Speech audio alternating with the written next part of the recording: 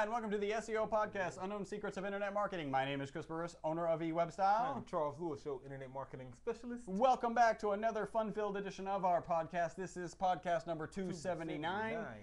That's 3 digits, 279. Our previous podcast was podcast number 278. That's not very surprising, is it?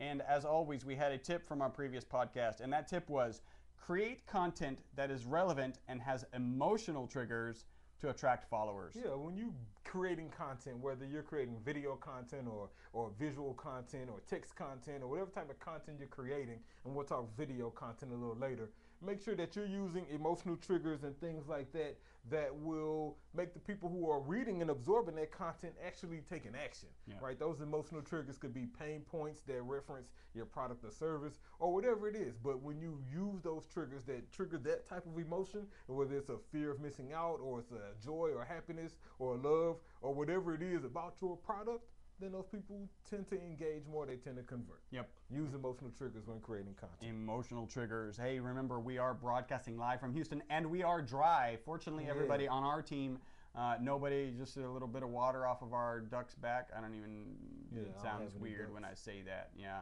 I did see some funny picture of like a duck on a goose's back. Like, that was just weird. Like, so the goose is swimming and the duck's on it. Duck is like, water off my back. Is that like duck? Water? Goose. Yeah. It was. Hey, please remember, we are your friendly local neighborhood top position snatchers, where our mantra is, don't be a douche. Do not be a douche. It is not a good look. Charles already gave you the little teaser. We are going to be talking about video and making great content in video. Yeah. 7 tips for launching a video marketing strategy. Man, found this on Marketing Land. Punch in the face to Michael Litt. A great article. We'll dive in a little later. Excellent.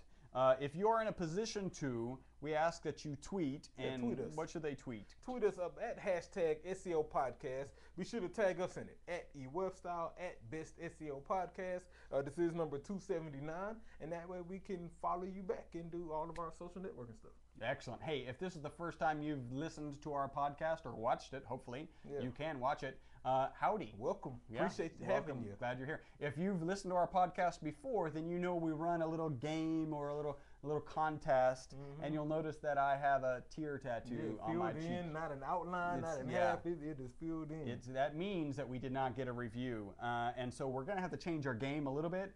The game is we talk about where you can leave us reviews unless we get 10 followers or likes on Facebook, or whatever. Twitter or Instagram. Right. Our 2 Twitter accounts, our 2 NG+, don't forget that. And this time we got 18, is it 18 new followers on our Best SEO Podcast Twitter account, but we didn't get any reviews. So it doesn't seem right that we not promote the reviews when we get followers and vice versa. So the new rule, not this time, next time, we've got to get at least one review and 10 followers. And 10 followers, and then we'll skip that section.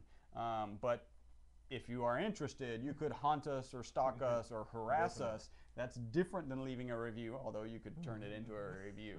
That's if you so chose. The way to contact us that way, facebook.com/eWebstyle, twitter.com/eWebstyle, youtube.com/eWebstyle, instagram.com/eWebstyle. All right, so hey, if you're a PHP genius, a WordPress guru, then we probably want to work with you. Call and leave an audio resume, 713-510-7846. If you want a free website analysis, you can go to our website, e-webstyle.com.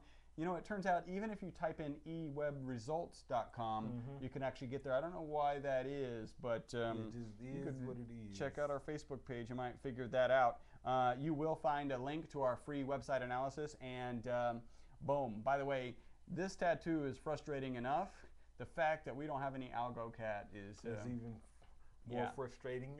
More, yes, I like that. More frustrating or Ingly. What is L-I-N-G? Frustrating. All right, so I do have a little piece of news, a couple pieces of news. I thought this was pretty interesting. Google I/O, their big developer conference, is going right now. One of the things that came out of that was maps, and maps are pretty interesting. You can use them offline. So some of their focus is how do you give give the usability of some of the Google products to People more who are remote online. areas. So say you live wherever. As an example, when I go visit Panama, my wife is from Panama, I actually download the maps. One of the changes that they made is when you download the maps, not only does it include the map, it is now going to include the places like restaurants and whatever, so you'll still be able to do searches on that map, which is pretty good. damn cool, yeah. The next thing I've got is Facebook is now going to allow animated GIFs. Yep. Yeah, I know you About saw time. that. Yeah. It was necessary. Yeah, I think so. Originally, they were dead set against it because it would make your Facebook profile, your wall, you know, all busy and look like MySpace. And you know, Charles and I agree. Like, yeah, it's the animated GIF is nothing more than an auto playing video. Yeah. And so as soon as you thumb through it, right? Because everybody's thumbing through, you know, on their devices. When that full screen loads of that video or GIF in this case, it's going to auto play. And so, yeah, they should have been done it. I don't understand. Long time ago. By the way, I saw a really cool ad. I don't remember what site it was, but it was the ad was playing, right? So the commercial's playing. When you put your mouse over it, the audio started. Pull your mouse off, the audio stopped. That was cool. Yeah. That's some good. There are some people out there thinking. That's what I'm thinking, which makes me one of those people. Ironically and disappointingly. All right, did you know? Did you know that? And understandably, right? Like it is what it is. Right? Did you know that you can crash if you got a friend with an iPhone? Oh, this is. Ooh, you gotta. So you know how you could end up in that debate with your friend who has the iPhone and you've got the Android. Android is better. Yeah, iPhone is better. Shut you down real quick. So you can tweet a very specific, happens to be Arabic message. I'm not saying jihad or anything. But you send an Arabic collection of characters to an iPhone, it crashes. Right? As soon as they open it, the message to view it. It crashes the phone. The phone reboots. If they go to that message again, it crashes again. Crashes again. So that could end the debate pretty quickly. Send that to my phone. Yeah, exactly. Let's have a little competition. Let's see who can crash whose phone faster. And then finally, Project ARA. I think I've got that right. Is Google's little bit-by-bit phone where you can add a Wi-Fi chip or you can add a CDMA chip or a camera. At Google I/O actually took its first picture, so that was kind of cool. Yeah. And then I've got a couple of petiffs. First one is to Thomas Simo. I had a great conversation with both of these guys actually. Thomas is with Central Coast Cosmetic Acupuncture. Punch in the face to him. Cosmetic acupuncture is yes, what you heard. It is a thing, and yes, it did start and currently exists in California. It's one of those things when we're talking to people, we really like to have a good understanding of their business and kind of give our input related to the business. I actually had a great call with one of our clients, Silk Indian Hair, who's up out of North Carolina, just talking about, okay, here's what you need to do next. Those are things we don't have control over. Those are things that we can't really help you with, but you need to do these things. Yeah. Well, I mean, we just have a fundamental understanding of how internet marketing works in association with your traditional marketing and grassroots level type marketing and things like that. And unfortunately, a lot of situations, if you want to be successful online, then some of these other traditional things, depending on the amount of competition you have, you need to have in place. They're necessary. Yeah, you just have to have them in place. You need to have these connections, those networks, and those people out doing things in order for you to be successful online. Yep. And so, yeah, we find ourselves giving out that kind of data pretty frequently. Yep, regularly. So Thomas Simo, punch in the face with Central Coast Cosmetics. So I brought that up because I was saying, so I'm not sure about California, but I can promise you in Houston, no one is yet looking for cosmetic acupuncture. Yeah. And he's like, yeah, it's kind of a new thing here. So we ended up sending him more down the traditional marketing path. Yeah, because you have to build up an understanding of it first. Like almost no one is searching for cosmetic acupuncture. And I pointed out to him, hey, we could do well for acupuncture and we could do well for, cosmetic, which is facelift or Botox or whatever. But you still have a big gap to bridge, which is they came here looking for acupuncture. They're probably looking for traditional pain relief acupuncture, stress relief acupuncture. So they're not looking for cosmetic acupuncture. Yeah. And the same thing with facelift, like it's a new thing, but a good remarketing campaign could actually really help. And well, he's going to have to determine, what cosmetic features does his acupuncture fix. Yeah. Right, if it helps with, weight loss, then he's gonna have to That's market one, it as a weight loss product. Yep. Right. And then when people search weight loss and they're looking for pills or diet plans or whatever, they'll see acupuncture and be like, that's when the education kicks in. Yep. Like, oh, I can actually lose weight. And that's where I'm not a huge fan of what's called inbound marketing, where you just get them on a mail list. I like to have them on a mailing list, but I typically don't want to push them for that.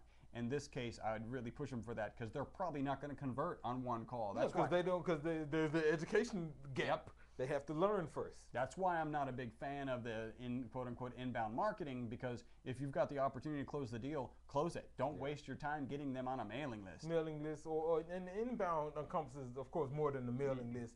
But I get what you're saying. Right. In regards to passing up the opportunity to close the deal for the sake of getting them to some contact other you. Marketing structure that you've been sold. So anyway, I kind of sent him down that path. And then the other guy was Jacob Tanner. He's with Click Play Films. He's out of New York City. He does video production. He really focuses on corporate video production. Okay. So corporate video training or talking head videos where the CEO might want to get a message to all of the company or whatever. So punch in the face both to Thomas Simo and Jacob Tanner. Great conversations. I'll be following up with both of you guys. Awesome. And I got what some do you news got? as well. I got some news and a petiff as well. So let's talk Google news, right? And starting from the top, so Matt Cutts is finally being replaced. Oh wow! Because he's been. He took a leave of absence in July of 2014. Wow! And then when October came, he extended it. Like, I ain't ready to come back yet. I need some more time. And so now that's indefinitely. And so he isn't termed, like he's still with Google. He's just not the head of spam reporting anymore or fighting spam. Now, ironically, Google declined to name the next person. They said we ain't gonna assign a name or a personality to it, and I understand why. Because this person. That's kind of why Matt dipped out. Because of all the attention. All the attention and all of the, being the face of that. And so they don't want to just put somebody else to be bombarded with emails and calls and tweets and everything else.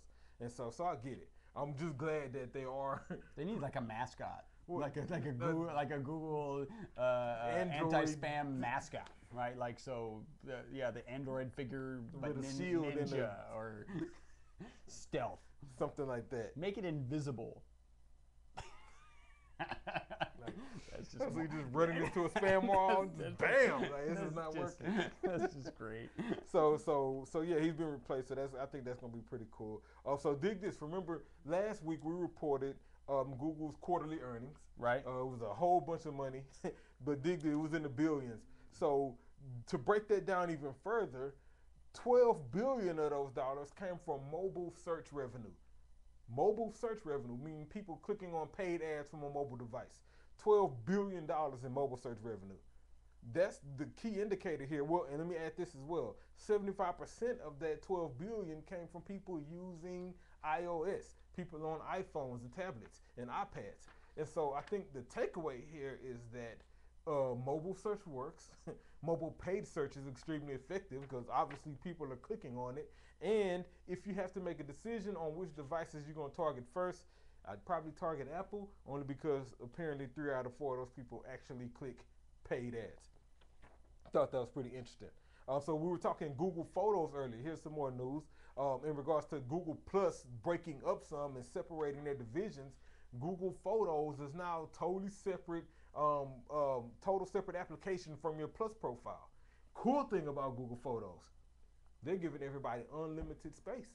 So you can upload as many photos and videos as you want for free and have access to them and share them and do everything else. And it kind of makes sense for Google to do that. Yep. Everybody's tied to their photos. Everybody wants to show people their latest photos. That's the only thing that videos. matters, right? Like for social, like exactly. You think about it. Even video. Take photos off of Facebook. Yeah, and then you lose. What do you have? Nothing. Nothing like ads and some lame check-ins. So I'm gonna tell you how it really helped me. Right, so I'm videoing my daughter's basketball games on the phone. Right. Filter my phone. Right. I ran out of storage space. So couldn't record anymore. You can't delete them. Exactly. I can't delete them. Delete I just got to stop recording for today. Until now. Now I am just going to push those up on Google Photos. And now they're stored. They're online. I can get them later, clear what's on my phone, and start recording again. Yeah. So I thought that was pretty cool. So staying on the topic of Google in our news, everybody has Google Wallet. I have Google Wallet. Yeah. Never used it because it. I tried it once. I didn't try it because I bank with Chase and I wouldn't think they have an agreement with Chase right now. But Google is rolling out Android Pay and they're really pushing that over Google Wallet as a direct competitor to Apple Wallet. Cool thing about Android Pay is they Apple already, Pay, I think, yeah. With Apple Pay, Android Pay has already got those agreements set up. Chase Bank, Bank of America, Amex, Visa, like all of that stuff is there. And so I'm interested to kind of try it. Yeah, you know, if I can do that, then great. And my last bit of news is about Webster's Dictionary. So they released a new update, cool. And so they added a whole bunch of internet slang to the new Webster's Dictionary: emoji, photobomb, meme, click fraud, clickbait, or I like this one, NSFF and NSFW, right? Not safe for work, and WTF. All were added to Webster's Dictionary. And so I think it really goes to the evolution of language. The evolution of the internet, of language, of communication, and those are real words. I read an article about Scrabble actually adding, I don't know if it was 1,000 or 10,000 words to the acceptable Scrabble use, because apparently there are people that addicted to Scrabble. Exactly. As a note, that's not me, if you did not guess. But yeah, so, and some of them are the same, right? Like an emoji, what is an emoticon? Those kind of things, those sort of deals. So I'm interested to see how long the rest of the internet is going to catch up. Like when I get ready to type photobomb on my next Word doc, is it going to be underlined red? Oh, yeah. Probably so, yep. Right? Until Microsoft somehow updates their dictionary that's referencing Microsoft It's got to be Word. downloaded. Yeah, it has to be downloaded. Yeah, so now doing it in an email. So we use Google Apps here. So in an email, that could be updated automatically pretty quickly. Although I think it's probably tied to Chrome. I think those things are tied to Chrome because it happens in any text box you ever go in. It does. So it's whether not it's necessary. email, whether it's whatever page you're on. Yeah. So it still requires a download, but And so, Google's and then my last patif, this patif goes to Dustin De Torres. He hit us up on Twitter. He's at Dustin DE Torres. He says, thanks for the awesome SEO info. Yeah, thanks for the awesome SEO info at eWebStyle, hashtag SEO podcast. Punch in the face to you, Dustin. Appreciate you tuning in. Awesome. All right, and that was potatoes. That is the potatoes of our podcast. So for you new listeners and watchers, the potatoes is kind of the less meaty part, as is usual, and now we're about to get into the meat. Definitely. So again, punch in the face to Michael Litt. Posted this article last week on Marketing Land, 7 tips for launching a video marketing strategy. And one of the reasons this article stood out the most to me is because we have a couple clients right now who are moving down a direction of video and getting things done. And matter of fact, the client Chris was referring to earlier, our Silk Indian hair guy, we're about to start some video. Yep. And so hopefully these guys are tuning in, because some of this is specifically for you guys. And so with that, let's dive in. The first one he says is dedicate resources. And he's absolutely right. He goes on to say, you don't need a formal studio and top-of-the-line equipment. Quality is important, but so is authenticity. Shoot in the office instead of a studio, and you can get a great HD quality camera for a few $100. Yep. And he's right. At the end of the day, there's no need to go spend, tens of thousands of dollars to create, a 3-minute video or a series of videos that you can use only online to promote a series of products or services. Don't need to do that. Cell phones take great video and great images, and if you have a steady hand or a tripod or something enough, you can probably get a good shot. But what he is saying is that that authenticity is important, and I share that with clients all the time. If you're going to do these videos, make sure it doesn't look fake. Make sure that the people who are watching it can actually identify with it, that it doesn't look like you don't need their business because you have this huge production for your video that's on your website. And so dedicate those resources. Now I added this. I think the problem a lot of business owners have, or the ones I talk to, is they don't understand the value of the video and why it's necessary to dedicate those resources. And so I think you have to keep in mind that this video has multiple purposes. yes, it's going to quickly explain this product or the service for people who visit the website, but this thing can be used for social sharing. You may want to put it in some paid campaign on YouTube. We can strip it down, take the testimonial section out of that video, and use that for a whole nother testimonial type campaign. And so consider that the video will have multiple purposes, multiple uses, and be used in all kind of ways. And so the resources that you dedicate to it are definitely worth it. So as an example, one of our partners, Nolan Davis with Vids Inc. Punch in the face to Punch in the face to Nolan. We're about to wrap up his podcast. We do lunch and learns together, and his part of the lunch and learn is 22 specific ways to use video and marketing, right? Exactly. And he comes out with a list. One of them that's really cool is actually a video card. Yeah. So it's a business card that has speakers and a screen, and it's video. And his description of what you do with it is actually pretty hilarious. Look, if I'm gonna, because they're like $100 a pop. He's like, if I'm finna let this card why go, don't we just call right now, and I can still keep the card because the card's like $100. So there are at least 22 ways to use those videos. Yeah.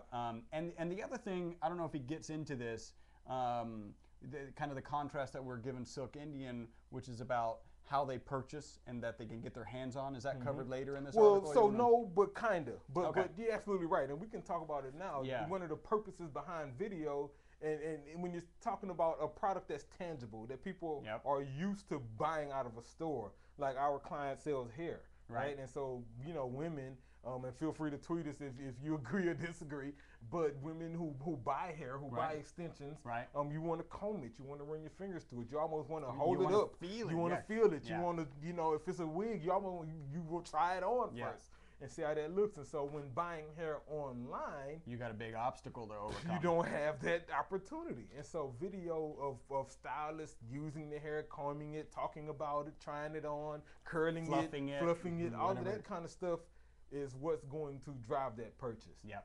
Video can do that. And that's just for hair. Maybe you're an AC guy and you need to show how-to videos on changing filters or repairing a Freon. What was the stat on how-to videos? It was 60% of searches, or now no, it had gone up or something for how-to, and 40% of near me. Right. Yeah. How-to and near me videos, evergreen content, and we'll talk about that another time. So yeah, number one, dedicate resources. At the end of the day, if you're gonna do it, if it's gonna require some time, some effort, and some finance, and those are resources. So dedicate them, put it to the side for that purpose. Number two, he says, figure out what stories you want to tell. He says, fun campaigns can bring pain points to life and humanize your brand. Product demo videos can quickly educate audiences and build trust in your offers. And he's exactly right. Figure out what the story is you want to tell in this video. I mean, last podcast we were talking about content and ideas for getting content, and I think the same applies here, right? We said before that if you're going to write a blog post and you're going to create this content, then it's a good idea to maybe poll your colleagues, poll your sales team, see what your C-level people are talking about, ask some of your supporters, your fans, your clients, and get feedback from them on what type of content they would like to see. Creating videos, you should take the same exact process.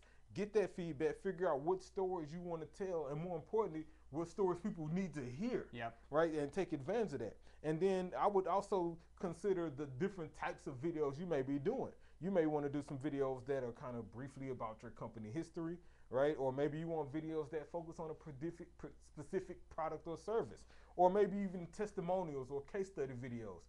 So when you consider all of the different types of videos you can create, figure out the messaging in them, what it is you're trying to accomplish, who you're trying to communicate to, and more importantly, the action you want them to take after they watch the video. I think the biggest point about that, number two, is stories, right? We keep talking about stories, and I'll give you an example.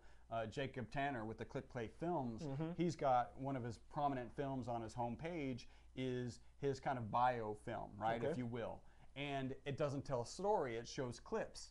And so the pitch of that story is to people who are experts in the industry, because they'll look at it and think, oh, that's a good angle, or he got good lighting in that shot, or they're looking at the technical aspects. But he's now trying to market to corporate So corporate you need to tell the story. entities. They don't care about that, or Need they to- don't understand it. That's kind of secondary, Yeah, right? The exactly. first, when I land on any video production page, frankly, I don't, and you can confirm or agree or disagree, is my thought is they're at least decent at video, Yeah. or they wouldn't even be in the business, Exactly. right? And then the next thing is okay, well, do they have what I want? And that's one of the things I stress to them, is having those right components. And then the next is when you're doing your display video or your demo reel, if you will, make it a story. Yeah. And maybe you change genres and have, bubbles. Remember how pop-up videos, right? So you're like, hey, we can do it in whiteboard animation, but And you bam. complete the story Yeah. in one thing. So now you're getting all the technical details, and the story, And the story is consistent. highlighting your products and the type of videos and things that you can create. So tell stories and know Definitely. when you need to tell stories, and all, which is always. And back to the first point, when telling those stories, that's how you incorporate that emotional trigger, which was our tip. That's how you incorporate those pain points. So, again, maybe using our hair example, Yeah. The story he needs to tell in there is the fact that you can buy this hair online. It's safe, it's secure, it's a top quality product, Yep. and you can take it directly to your stylist who can put it in exactly the way you want. That's the story, because Yep. that's the target, that's the market. And so whatever your business is, maybe you're in, I don't know, an electrician, and you need to tell a story about why changing out sockets at this time of year is the thing to do, right? Yep. Or whatever it is. Tell that story and highlight those pain points that you usually deal with on the phone. Yep. And so that way people will see it, they'll say, oh, yeah, I had that same problem. And then you've touched that pain, you've triggered that emotion that usually leads to My the house conversion. hasn't burned down yet. I should change I my should change sockets. that. Yeah. Exactly. Excellent. 3. Number 3, show people, not just products. And we talk about this all the time, right? Thank you for your beautiful photos of your property or product. We need people using them. People using them. He goes on to say, involve customers by featuring their success stories, or let your partners talk about the businesses and why they work with you. That is a great tip, Mr. Litt. That is a great tip for how to encourage people, and not only just random people, but real people who really use your service, is to do that. And at the end of the day, Chris is right. We preach this all the time to our clients who send us images. Here's Chuck, here's all the pictures you need for this site. And these pictures have no people in them. Yeah. Which is okay for an e-commerce site. You only want a product picture. But if you're an AC repair guy or plumber or electrician or lawyer or any of these things, you need people in your pictures. The best example you can give is like a beautiful pool scene with a beach in the background, right? So you see that scene, you're like, oh, that's really pretty. But then you see 2 people over there having a drink, and this is just how we are. Human nature is like, I could be there. Having Yeah, a drink. I want to be there having a drink like them. If they were playing volleyball, that would appeal to some. Like literally, you should probably have people playing volleyball, active, people lounging and reading, and people having drinks. And now you covered kind of all the and everyone would identify with one or all 3. Interesting debate when I had that's about cool, a previous client, That's right? a pro tip, by the way. So think of Silver. We have a client, she has a wedding venue, phenomenal wedding venue. Amazing, yeah. Like a just amazing wedding and reception Yep. venue. And as building the site, we have all of these pictures of the venues, and then we have pictures from weddings that have been held there. Yep. So we got empty venue pictures, and we got pictures with real people. Now the debate was the type of people, right? Everyone didn't come dressed for the occasion. The same way, right? The same way. But when we talked about that authenticity earlier, Yeah. that's when that kicks in, because she looks like everybody's aunt. And Yeah. he looks like everyone's cousin. And so as they begin looking at these photos of people kissing and being in love and getting married with their families, They can identify not only themselves, But their family. entire family in that scene at that location. at that location. And so using people, not just your products, is extremely important. Number 4. He says, keep these videos short. He says, unfortunately, viewers have... Unlike this current podcast, I because know. we're throwing out a whole lot of information. He says, unfortunately, viewers have a short attention span, Yep. so you have to keep it short, especially during the beginning. Now, ironically, about our podcast, he also says, as you build your video library and measure your viewership, you'll see where there's a demand for longer, in-depth video. Right. And we're at that demand right now. Yeah. But at the end of the day, he's right.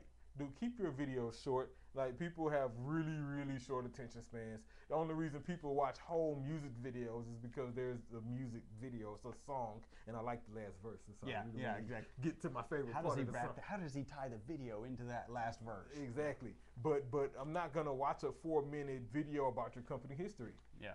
Not gonna do that. I'm not gonna watch a 2-minute video about your product. Yeah. Now, I will watch a 90-second video about a person using your product, and then I'll even click a link and watch an extended version if I want to. Right. But don't force me to do that. And Yep. so keep your videos short. But what I'm suggesting you do is make the long and short versions. In the first tip, we talked about how these right? Right. That'll go straight to Instagram.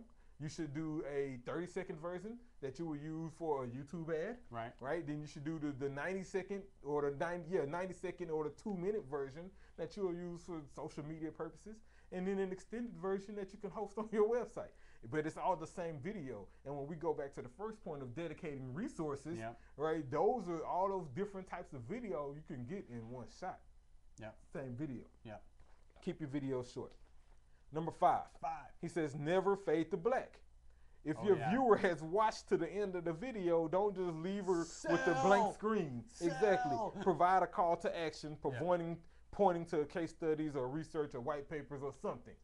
I would rather point to what's going to get the conversion, like a link to, I don't know, where you can buy this at. Share it on Facebook, something. Something, but give them something. Don't fade to black and just go to the next related You might video. even want to cut the video and then come back as the director and say, hey, if you really enjoyed this video, I need you to do I this, need you to this, click and this. Yeah. Exactly. So don't fade to black unless you're fading to black with the purposes of coming back with something else. Yeah. But don't just let people leave and go to the next video. Then the reason, the main reason you want to don't, especially on YouTube, is because YouTube will likely, the next video will probably be a competitor. Yeah. or a related product or something that's literally going to take them away from you. Yeah. So don't fade to black, fade to call to action. And when you embed, make sure that you turn off related video play. Exactly, and turn on playlists so the only other videos that load are yours. Pro tip. Number 6. He says, be smart about where people can actually view your content. He says it's tempting to pop your videos on YouTube or your own website. The best strategy is to do both. And Facebook too, now that they have enhanced video capabilities. Maybe. I think it depends. It depends on the type of business you're in and how necessary is it that this video be accessible everywhere.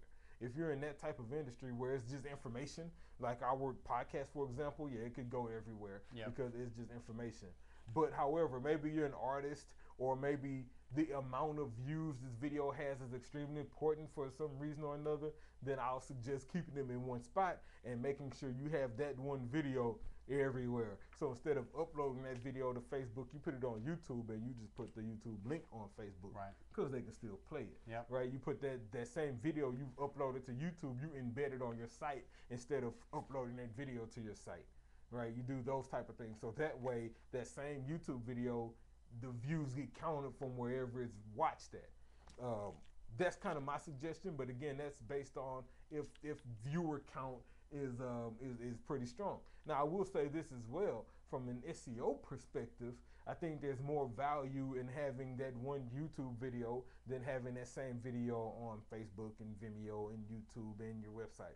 Is have it in one place, that way it has more views, it gets more traffic, gets more action, or it has more value. Do is have your short snippet all over the place with the full video in one place. Because you can't, because having it on Vimeo does take advantage of that network. There are people who search there only. I've never met them and kind of don't believe they exist, but apparently they do. They do. Heidi's one. Yeah, she's a straight up Vimeo. No, I'm sorry, Megan is one. Megan, yeah. Yeah, Megan is one. She's a Vimeo person. Yeah, makes sense. So yeah, do the teaser, and I agree with Chuck, especially with kind of G Plus still carrying some weight. Who knows how that's going to unfold? But by driving everybody back to the same YouTube video, it's going to give credibility to that YouTube video in Google's eyes. So. Definitely. And last one, number 7. 7. He says, prioritize your measurements and analytics. Test and measure, ladies and gentlemen. At the end of the day, it's interesting because it assumes that you're testing and measuring, which I like, because you should be testing and measuring. He says, collect data on how your videos are watched, how viewers engage with them, check the duration of the views, repeat views, drop-offs, and that sort of data helps you know whether your videos are working or not. And he's absolutely right. When in all things, whether it's a video ad, whether it's a blog post, whether it's an infographic, a paid ad, or a landing page, whatever it is, a radio ad, a TV commercial, test and measure. The only way you're gonna know if it's truly effective or not is if you measure it and test it against something else. Right. And so, and I said, like all things, the length of it, or buy the background music, or maybe you want to test your CTA compared to another CTA. You maybe want to test the 90-second version versus the 2.5-minute version. Right. See which one converts more. So there are all different types of things you can test. At the end of the day, you're comparing with results. Which one led to a phone call, led to a purchase, led to a subscription, led to a new subscriber, or whatever it is. Yep. Test and measure, and then rinse and repeat. Man, that's it, man. So punch in the face to Michael Litt, man. Dude, great article on 7 tips for launching a video marketing strategy. I will share this on our Facebook page and we'll tweet it out. Excellent. We got any what? I do have some. Well, it's kind of a blank stare. Okay. Just for our home folks. So yeah, this one goes out to everyone in the city of Houston right now. We feel your pain. Stay safe. Yeah. Stay dry. Like, if turn around, don't drown. You know what I'm saying? If you see water up there, like don't try it. Don't try it. Watch the news. There's so many cars underwater and stranded and out of there because they tried it. And so yeah, if you're not in a tank, you know what I'm saying, or a school bus, or a tow truck, your submarine, exactly. If you don't have a kayak, you know, then don't try it, man. Stay parked and stay dry, stay safe. Cool.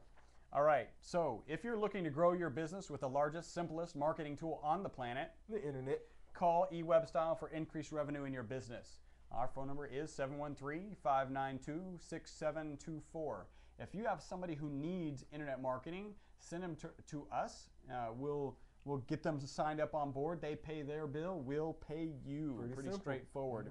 Mm-hmm. Remember, I'm a co-host of the Creative Biz Ideas blog talk radio show. It broadcasts live at 7:30 Central Standard Time every Monday morning, except for last Monday because it was Memorial Day here in Texas, the U.S. Yeah. So again, that's 7:30 Central Standard Time. You should see. I kind of tweet about it. So if you're following us on our Twitter account, then you will see those. Remember, we were filmed live at 5999 West 34th Street, Suite 106 in Houston, Texas, 77092. Hey, before you close, let me do this real talk. Man, punch in the face to the Houston Rockets, dude. Great season. Yep. I'm with you guys. You know, we had a lot of people hating on us because of the loss we took in the Western Conference Finals. Yeah. Right. Just remind yourselves that last year we was the first round exit. This year we made it to the third round. Yep. And we were half injured. Yeah. Great season, fellas. Looking forward to the next. Yeah, absolutely. I think that's it. Until the next podcast. Hey, we are the most popular internet marketing podcast. That is on iTunes, on the whole planet. All of you, thank you. Hey, share our podcast with people you know. Retweet. Get on Facebook. Like us on Facebook. Share us on Facebook. All that stuff. Get the word out. Ask questions. We haven't gotten many questions. Yeah, it's been a long time. Yeah, if you got questions, you want us to address something, look at something, dude, tweet it to us, Facebook it to us. We'll check it out. Cool. Until the next podcast, my name is Chris Perez. Charles Lewis. Bye-bye for now.